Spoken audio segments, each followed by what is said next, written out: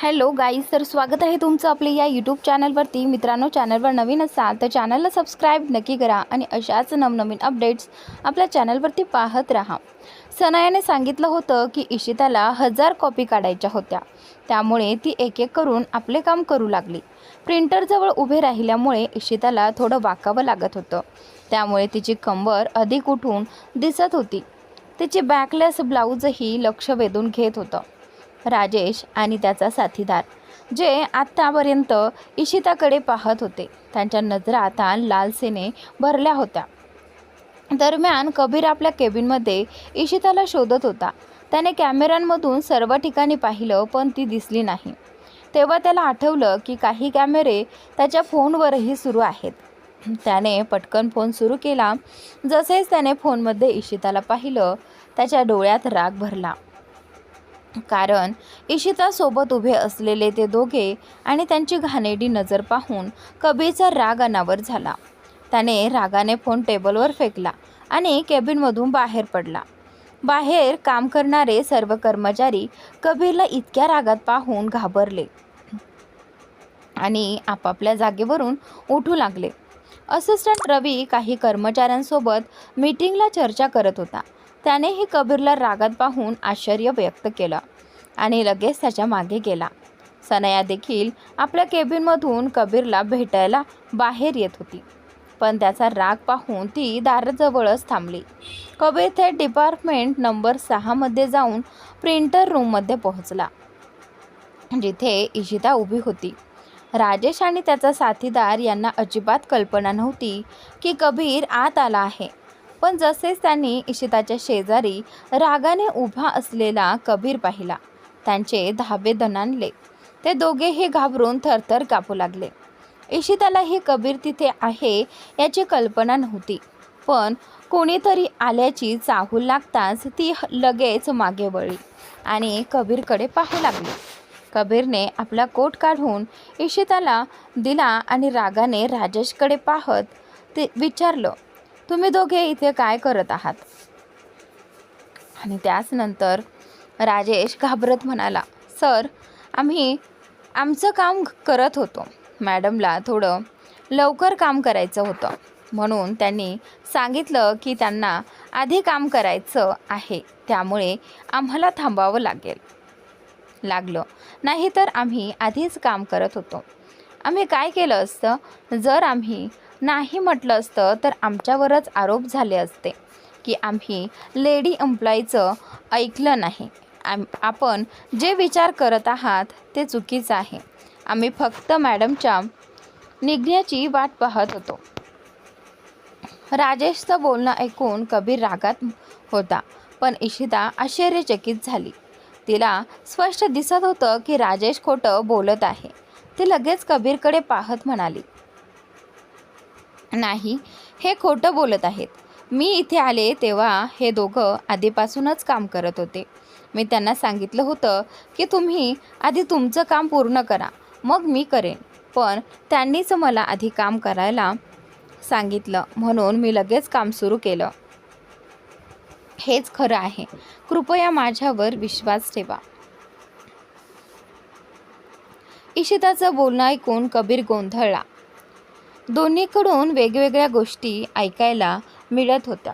जर तो इशितावर विश्वास ठेवेल तर राजेश खोटं ठरेल, पण त्या क्षणी कबीरला इशितावर विश्वास ठेवणं कठीण वाटत होतं. कारण त्याला वाटत होतं की गेल्या 5 वर्षात इशिताने खूप खोटं बोलायला शिकलं आहे. त्याने रागाने मूठ आवळत म्हटलं, काहीही असो, चूक तुझीच आहे इशिता. तुला अशा कपड्यात ऑफिसमध्ये येऊ नये, आणि जर हे आत काम करत होते तर तुला थांबायला हवं होतं. ही तुझ्या चुकांची सुरुवात आहे. कबीरचं बोलणं ऐकून इशिता स्तब्ध झाली.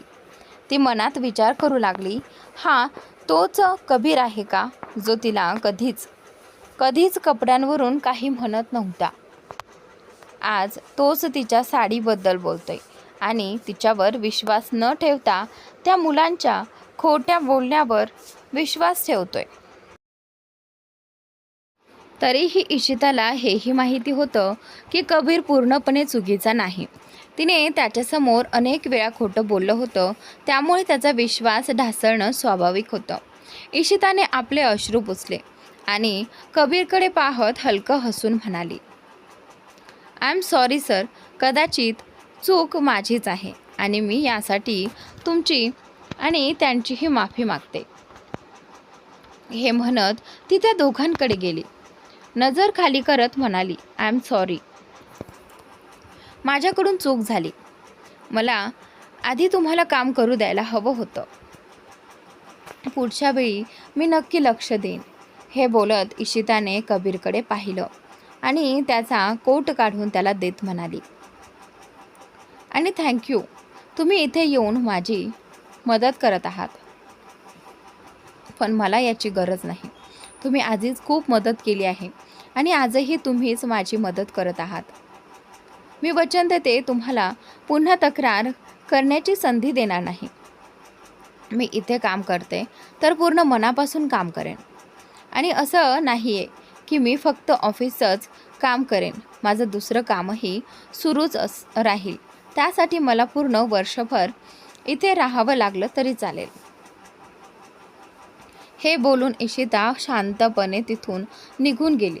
तिला अशा अवस्थेत जाताना पाहून कबीरला वाईट तर वाटलं, पण त्याने आपले भाव सध्या नियंत्रणात ठेवले. इशिता गेल्यानंतर मात्र त्याने रागाने त्या दोघांकडे पाहिलं आणि लगेच रवीकडे वळून म्हणाला, या दोघांना ऑफिसमधून बाहेर काढा आणि त्यांची तीच अवस्था करा जी मी नेहमी अशा लोकांची करतो, जे मला सहन होत नाहीत. यापैकी एकही मला या जगात पुन्हा दिसू नये. जर पुन्हा दिसले तर मी तुला जिवंत सोडणार नाही. हे ऐकून असिस्टंट रवी चकित झाला आणि म्हणाला, पण सर, आत्ताच तर तुम्ही म्हणालात की तुम्हाला मॅडमच्या बोलण्यावर विश्वास नाही, त्या खोटं बोलत आहेत असं वाटतंय. मग हे लोक खरं बोलत असतील ना? मग तुम्ही त्यांना शिक्षा का देताय? रवीचं बोलणं ऐकून कबीर त्याच्यासमोर आला आणि हळू आवाजात म्हणाला, मी इशितासमोर म्हणतो की तिचं बोलणं खोटं वाटतं, पण मला माहीत आहे, माझं मन सांगतंय की ती कधीही खोटं बोलत नाही. जर इशिताने सांगितलं की हे दोघं खोटं बोलत आहेत तर ते खोटंच बोलत आहेत. आणि तसंच त्यांच्या नजरा माझ्या इशिताकडे चुकीच्या होत्या. त्यामुळे आधी त्यांच्या त्या नजरा काढून टाका, नाहीतर मी स्वतः त्यांचं काय करेन ते मला सुद्धा ठाऊक नाही.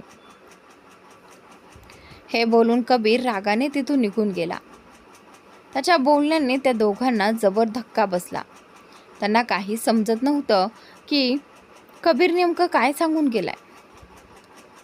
ते दोघं तिथून निघणार इतक्यात रवीने त्यांचा हात धरला आणि हसत म्हणाला, अरे, इतकी घाई कशाची? तुम्ही खरं बोललात ना, तर त्याचं फळही मिळायला हवं ना. चला, मी तुम्हाला एक खास जागी घेऊन जातो. तिथे तुम्हाला खूप मज्जा येईल. असं म्हणत रवी खोडकरपणे हसला आणि त्यांना जबरदस्तीने घेऊन जाऊ लागला. दरम्यान इशिता प्रिंटर रूममधून बाहेर येऊन थेट सनयाच्या केबिनमध्ये गेली. तिथे सनया आधीच होती. इशिताला रडताना पाहून ती आश्चर्यचकित झाली. तिला वाटलं काहीतरी घडलं असावं, पण कबीरला रागात पाहून तिला लगेच समजलं, कबीरनेच इशिताला रडवलं असणार. हे लक्षात येताच सनयाच्या मनात मात्र आनंद झाला. तिला वाटलं आता ती लवकरच इशिताला ऑफिसमधून बाहेर काढू शकेल. म्हणूनच ती इशिताकडे न जाता योग्य वेळ साधून कबीरला भेटण्यासाठी त्याच्या केबिनमध्ये गेली. इकडे इशिता रागाने पाण्याचा ग्लास हातात घट्ट पकडून उभी होती. तिच्या मनात प्रचंड राग उसळत होता. जर कबीरने तिच्यावर विश्वास ठेवला नसता तरी तिला इतकं वाईट वाटलं नसतं. पण त्या दोघांच्या नजरा पाहूनही कबीर अनभिज्ञ असल्यासारखा वागला होता. त्याला सगळं कळत होतं, तरीही त्याने जाणीवपूर्वक तिची साथ दिली नाही, कारण तो तिचा तिरस्कार करू लागला आहे असं तिला वाटलं. या विचारात हरवलेली इशिता इतकी संतापली की तिच्या हातातला काचेचा ग्लास तुटला. काचेचे तुकडे तिच्या हातात घुसले आणि खाली पडले. तिच्या हातातून रक्त वाहू लागलं, पण तिला त्याची काहीच जाणीव नव्हती. तिच्या मनात फक्त एकच विचार होता, कबीरने तिच्यावर विश्वास का ठेवला नाही. दरम्यान कबीर केबिनमध्ये आला तेव्हा दरवाजा उघडा होता. समोर सनाया दिसताच त्याने डोळे अरुंद केले. सनाया हसत त्याच्या जवळ येऊन म्हणाली, सर, तुम्ही दिलेलं फाईलचं काम पूर्ण झालं आहे. मला माहीत आहे इशिताकडून थोडी चूक झाली, पण तुम्ही काळजी करू नका. मी तिला नीट समजावून सांगते आणि ती पुन्हा चूक केली तर मी तिला शिक्षा करेन. हे ऐकताच कबीर संतापला आणि लगेच तिच्याकडे वळून म्हणाला, तिला शिक्षा करणारी तू कोण आहेस? चुकून सुद्धा तू तिच्याशी चुकीचं वागण्याचा प्रयत्न केलास तर माझ्यासारखा वाईट कोणी नसेल. मी तुला तिची जबाबदारी दिली आहे याचा अर्थ असा नाही की तू तिच्याकडून नोकरांसारखं काम करून घ्यावं. तुला माहीत आहे प्रिंटर रूमचं काम दुसरं कोणी करतो, मग तू तिला तिथे का पाठवलंस? तिथे सिक्युरिटी गार्ड सगळं काम पाहतो. ज्याला काही प्रिंट करायचं असेल तो फक्त कॉपी देतो. मग तू तिला तिथे स्वतः का पाठवलंस? कबीरचं बोलणं ऐकून सनाया गोंधळली. तिने आधी ज्या कंपनीत काम केलं होतं तिथे सुद्धा हेच नियम होते. कोणालाही प्रिंटर रूममध्ये स्वतः जाण्याची परवानगी नव्हती जोपर्यंत बॉस खास सांगत नाही. हे आठवून ती निरागसपणे म्हणाली, आय एम सॉरी सर, मला हे नियम माहीत नव्हते. मला वाटलं प्रत्येकजण आपलं काम स्वतः करतो म्हणून मी इशिताला ते काम दिलं आणि तुम्हीच सांगितलं होतं की मी दिलेलं काम तिला करावंच लागेल, त्यामुळे मी तिला थांबवलं नाही. पुढे मी नक्की लक्ष देईन, पण यात तिचीही थोडी चूक आहे. तिलाही समजायला हवं होतं. हे ऐकून कबीरने एक दीर्घ श्वास घेतला, पण अचानक त्याला काहीतरी आठवलं. त्याने सनयाकडे एक कटाक्ष टाकला आणि लगेच केबिनमधील आतल्या खोलीत गेला. काही वेळाने तो एका छोट्या बॅगसह बाहेर आला.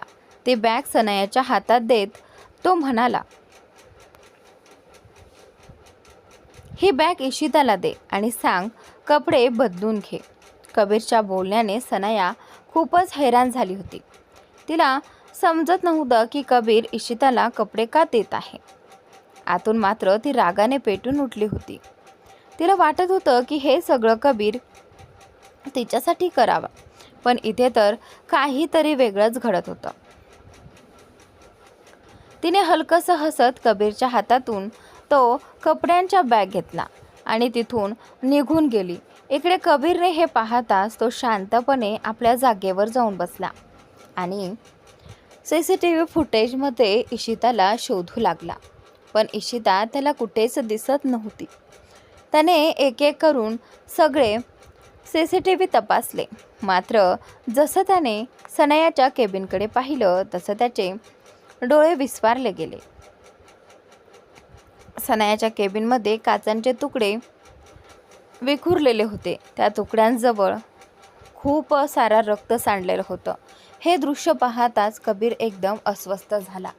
तो फुटेज पाहत असतानाच आपल्या जागेवरून उठणार इतक्यात केबिनचं दार उघडलं. यावेळी सनाच्या ऐवजी इशिता आत आली होती. तिच्या हातात तोच कपड्यांचा बॅग होता.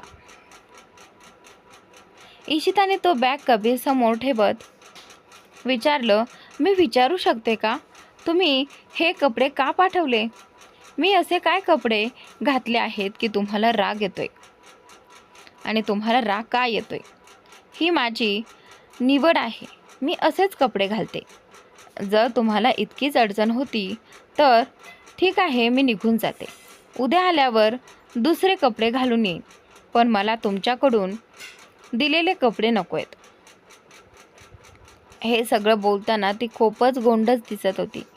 तिचा कबीरवर किती राग आहे हे स्पष्ट दिसत होतं. पण कबीर मात्र तिच्या रागाकडे दुर्लक्ष करून तिच्या हातांकडेच पुन्हा पुन्हा पाहत होता. तिच्या हातांवर अजूनही रक्त लागलेलं होतं आणि ते जमिनीवरही सांडत होतं. हे पाहून कबीर तिच्या जवळ आला आणि तिचा हात आपल्या हातात घेऊन तिच्या जखमेची तपासणी करू लागला. इशिताच्या हातात अजूनही काही काचांचे तुकडे रुतलेले होते. हे पाहून कबीरला खूप राग आला. त्याने मूठ आवळत दात खाऊन म्हणाला, हे काय आहे? तुला एवढी मोठी जखम झाली आहे याचं तुला काही भान नाही का? तू अशा अवस्थेत सगळीकडे फिरते आहेस. तुला नाही वाटत का की यामुळे माझ्या कंपनीत इन्फेक्शन पसरू शकतं? इथे काम करणाऱ्या लोकांना त्रास होऊ शकतो आणि तुझ्या या रक्तामुळे माझं ऑफिसही घाण होत आहे. खरं तर कबीरला असं बोलायचं नव्हतं, पण तो आपली काळजी लपवून रागाने नापसंती दाखवत होता.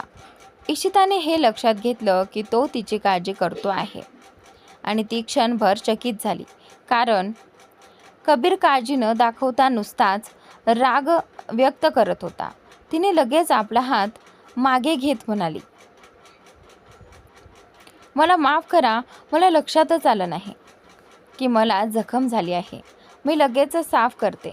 तसेही मी इथे नोकराणीच आहे ना, आणि ऑफिस स्वच्छ ठेवणं हे माझं कामच आहे.